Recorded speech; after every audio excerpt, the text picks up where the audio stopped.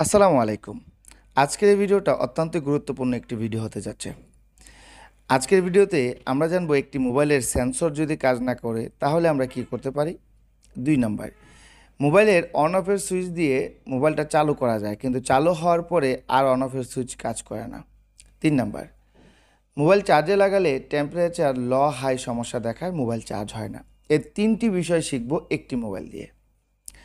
প্রথমে আমি আপনাদেরকে কল দিয়ে চেক করে দেখাচ্ছি। মোবাইলটাকে আমি কল দিলাম।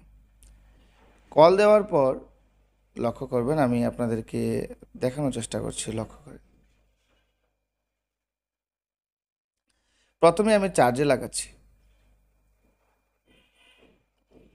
চার্জে লাগানোর পর লক্ষ্য করেন এখানে দেখাচ্ছে unable to charge, charging temperature, battery temperature too low. অর্থাৎ এখানে চার্জিং টেম্পারেচার ল দেখাচ্ছে। আর এই লেখাটা যখন আসবে তখন একটি মোবাইল কিন্তু চার্জ হবে না। আর এরকম ধরনের সমস্যা আমাদের কাছে কিন্তু প্রতিনিয়তই আসে। আমি আবারও আপনাদেরকে দেখাচ্ছি, চার্জিং টেম্পারেচার টু ল।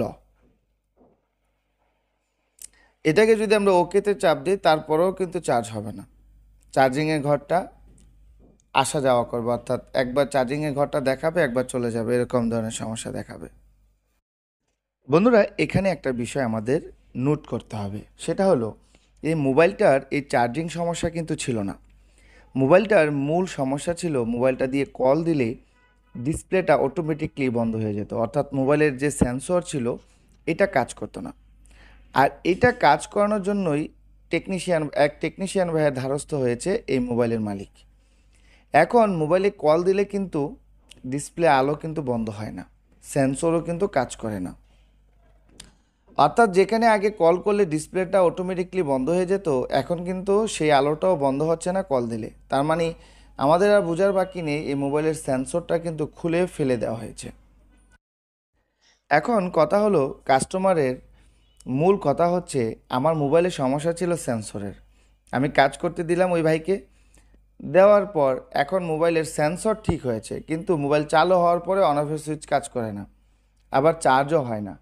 এই সমস্যাটা কেন হলো?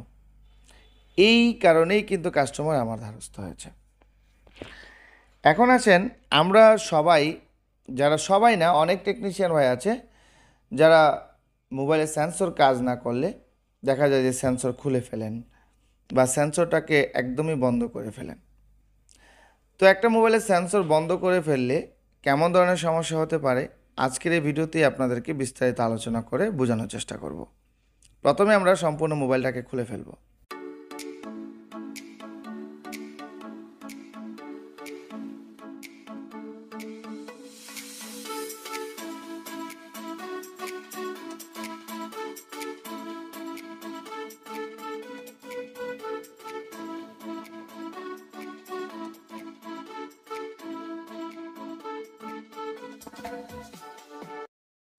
এখানে আরেকটা বিষয় আপনাদেরকে দেখাতে ভুলে গেছি, সেটা হলো এই মোবাইলটা বন্ধ করে চার্জে লাগালে কি দেখায় সেটা কিন্তু আমি আপনাদেরকে দেখাইনি। এটার জন্য অত্যন্ত দুঃখিত। আমি এখন মোবাইলটাকে বন্ধ অবস্থায় আপনাদেরকে চার্জে লাগিয়ে দেখাবো।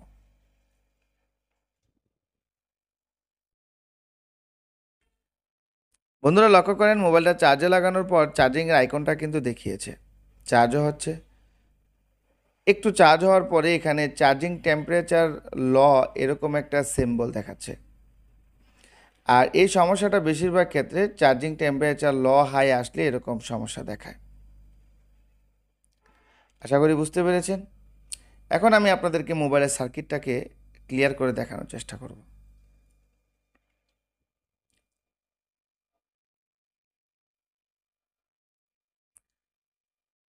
দেখতেই পাচ্ছেন এখানে কিন্তু এই মোবাইলটার সেন্সর নেই, সেন্সর কিন্তু খুলে ফেলা হয়েছিল।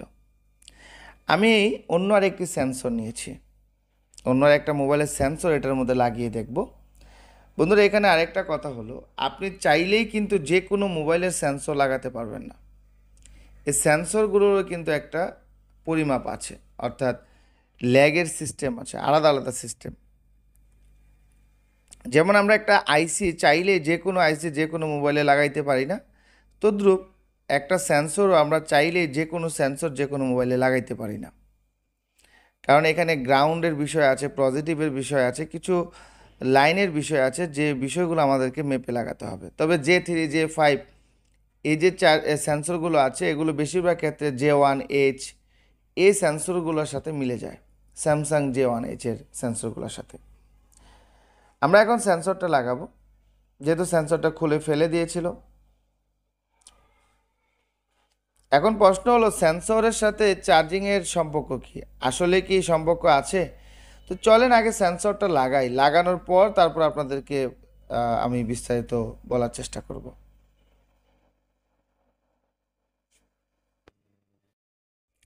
বন্ধুরা, মোবাইলের সেন্সরটা লাগানোর সময় আমাদের হটগানের হিটের পরিমাণ থাকবে 250 থেকে 270-এর মধ্যে।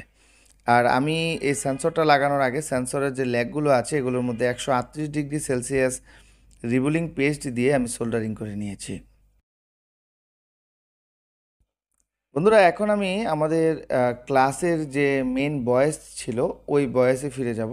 অর্থাৎ আসলে আমি যে ভয়েসটা দিচ্ছি সেটা এক্সট্রা ভয়েস ছিল, আমাদের ক্লাসের না, এটা কিন্তু ক্লাস চলছিল, ক্লাস চলাকালীন সময় ভিডিও ধারণ করা। তো ক্লাস চলাকালীন আসলে কারেন্ট ছিল না, যার কারণে আমরা জেনারেটর চালু করে রেখেছিলাম। তো জেনারেটরের আওয়াজ অর্থাৎ যে নয়েজটা আছে নয়েজের কারণে ভিডিওতে একটু সমস্যা দেখাচ্ছিল, যার কারণে আমি এক্সট্রা ভয়েস লাগাতে হয়েছে। তো এখন আমরা সরাসরি আমাদের লাইভ ক্লাসের ভয়েসে চলে যাব। আশা করি একটু কষ্ট করে শুনে নেবেন। আমরা সবাই জানি একটা মোবাইলের ব্যাটারি টেম্পারেচার লো এবং হাই সমস্যা কেন দেখায়? যদি থার্মিস্টর লাইনে সমস্যা থাকে, তাই তো? অথবা ব্যাটারি ভিএসআই লাইনে যদি সমস্যা থাকে বা ব্যাটারি টিএইচ লাইন অর্থাৎ থার্মিস্টর লাইনে যদি সমস্যা থাকে, তাইলেই এই সমস্যাটা আসতে পারে, তাই না?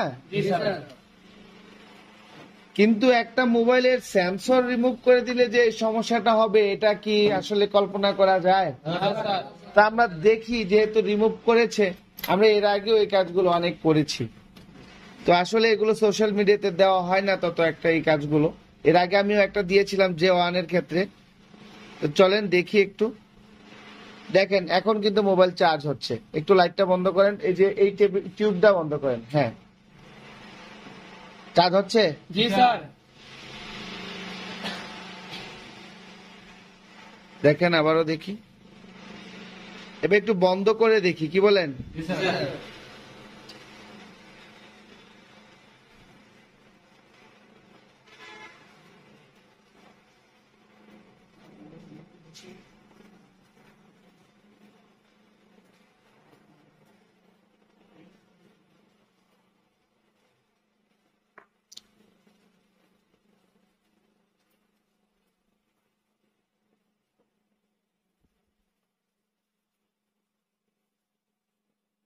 হচ্ছে চার্জ। জি স্যার।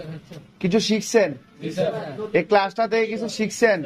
কখনো ভাবছিলেন যে একটা মোবাইলের সেন্সর থেকে সমস্যা হতে পারে? না স্যার। কখনো কি এরকম করবেন যে একটা কাস্টমার মোবাইল নিয়ে আসছে, কল দিলে আলো বন্ধ হয়ে যায়, আপনি সেন্সরটাকে রিপেয়ার করে দেন বা কাজ করে দেন, আপনি যদি সেন্সরটাকে উঠায় দেন তাহলে কি সমস্যা হতে পারে দেখছেন? এটা সহ কিছু কিছু মোবাইল আছে সেন্সরে যদি শর্টিং থাকে মোবাইল ডেড কন্ডিশনেও যায়, এরকমও পাওয়া গেছে।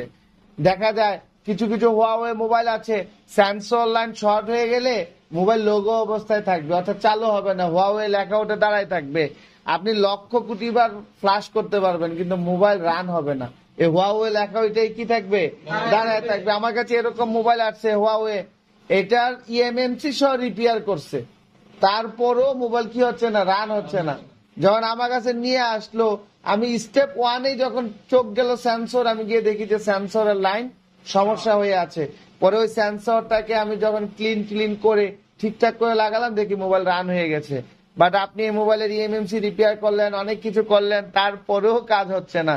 দেখেন একটা মোবাইল সবসময় যে আইসি থেকে সমস্যা হয় তা কিন্তু না, ক্ষুদ্র থেকে ক্ষুদ্র জিনিসগুলো থেকে সমস্যা আমরা শিখছি তো ইনশাল্লাহ।